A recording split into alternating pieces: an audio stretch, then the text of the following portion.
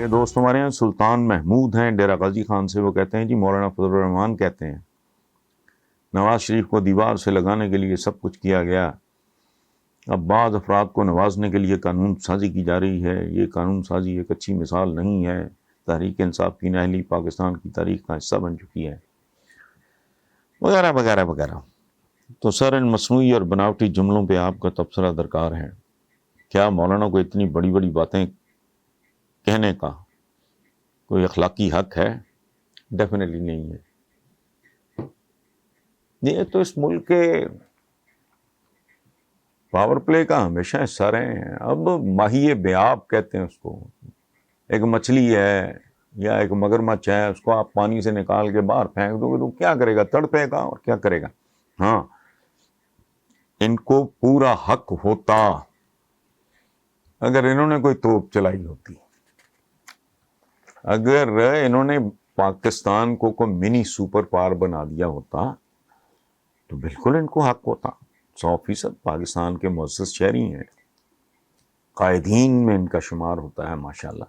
اپنی پرفارمنس کیا ہے؟ اس ملک کو یہاں تک لے کے آنے والے تو یہی لوگ ہیں جو مورلس مستقل اقتدار میں رہے۔ یہ ہیں جی راجیش کمار سچدیو، راجیش کمار سچدیو۔ انہوں نے اپنے شہر کا نام نہیں لکھا، لیکن ظاہر ہے انڈیا سے ہیں، وہ خود بھی لکھتے ہیں کہ میرا تعلق انڈیا سے ہے، یہاں پہ جتنی بھی حکومتیں مارز وجود میں آئیں انہوں نے آبادی پہ قابو پانے کی کوشش کی، لیکن مسلمانوں کے کلچر کو دیکھیں، وہاں عجیب ہی تھیری پائی جاتی ہے جس کے مطابق اولاد اللہ کا تحفہ ہے، جتنی بھی ملے کم ہے۔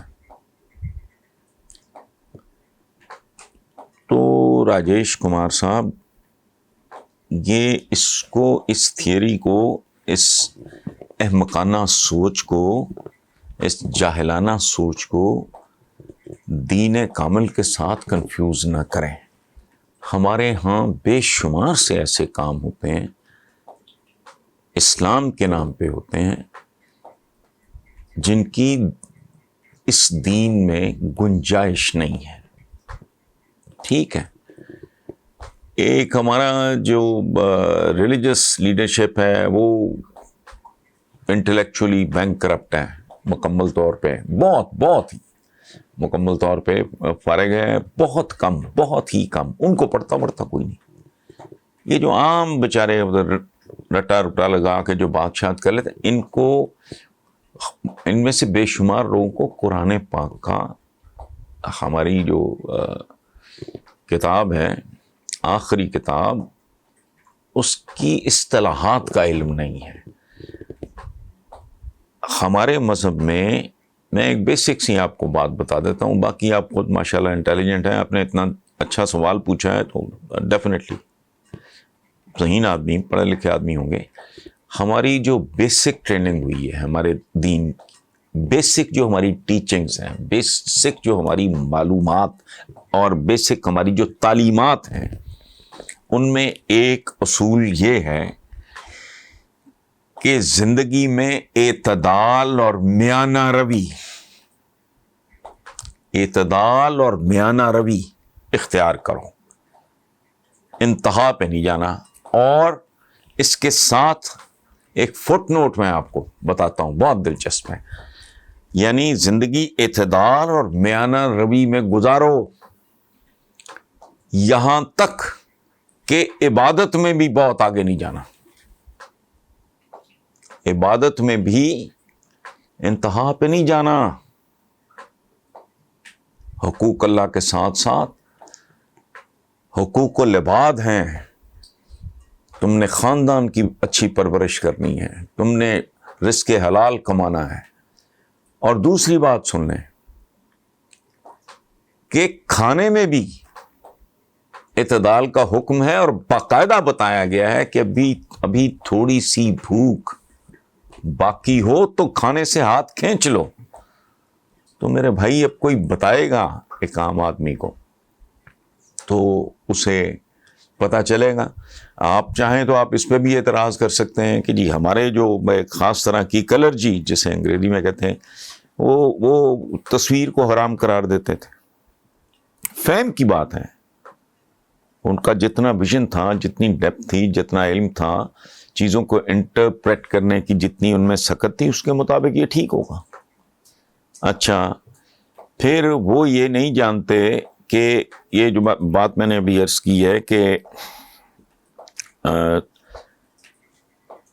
تصویر، اب آپ اندازہ لگائیں، تصویر کے بغیر پاسپورٹ نہیں بنتا، پاسپورٹ کے بغیر آپ حج کے لیے، عمرے کے لیے یا دیگر زیارتوں کے لیے نہیں جا سکتے. چاہیں تو آپ پھر یہ بھی کہہ سکتے ہیں لیکن اس کا دین سے کوئی تعلق نہیں. ہمارے ایرانین عالم جو وہاں اپنے ریولوشنری ہونے کی وجہ سے وہ بہت زیادہ نہیں ان پہ فوکس نہیں ہے، وہ ہمارے دین کو کے بارے میں کہتے ہیں کہ changing rules for the changing needs, unchanging rules for the unchanging needs. اور قرآن پاک کی ایک تعلیم یہ ہے کہ مومن یعنی مسلمان وہ ہوتا ہے جو اپنے عہد سے، یعنی جس زمانے میں، جس دور میں وہ زندہ ہو، وہ اس کے تقاضوں کو سمجھتا ہے اور ان کو ایڈریس کرتا ہے. سو جو بات آپ کر رہے ہیں یہ جہالت کی وجہ، یہ ان کی اپنی منطق ہے. اور آپ کو پتہ ہے کہ دنیا کے بے شمار مذاہب، بلکہ ہر مذہب کے ساتھ یہ کچھ ہوا. عیسائیت میں ہم نے بچپن سے پڑھا کہ کوئی ایک تھپڑ مارے تو دوسرا گال بھی پیش کر دو. تو جو دو عظیم جنگیں، ورلڈ وارز لڑی ہیں، ان میں میجر فریق کون تھے؟ جن کی تعلیمات یہ ہیں. سو آپ لیٹس ناٹ کنفیوز. اور یہ آپ کہہ رہے ہیں وہاں کا، میں یہاں آبادی، میرا تو یہ بہت زیادہ ہر بندہ جانتا ہے، کم از کم پاکستان میں تو جو ٹی وی شی وی دیکھتے ہیں یا کالمس پڑھتے ہیں وہ جانتے ہیں. میں تو کہتا ہوں پاکستان کے پرابلم بھی دو ہیں، ایک تو اخلاقیات کا، اقتصادیات کا نہیں، اخلاقیات کا بحران. اور اخلاقیات کی وہ ڈیفینیشن نہیں جو عام للو پنجو کرتا ہے، وہ نہیں ہے.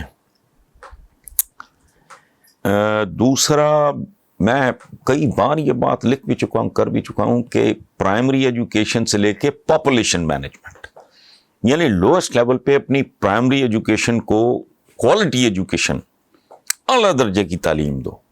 وہ ایک لمبی کہانی ہے، میں وہ لمبی بات کیا کرنی اس پروگرام میں، کہ پرائمری ایجوکیشن پہ فوکس کرو اور ٹاپ پہ پاپولیشن مینجمنٹ، ورنہ اگر تمہاری اکانومی ٹھیک بھی ہوگی تو اس کا فائدہ کوئی نہیں ہوگا.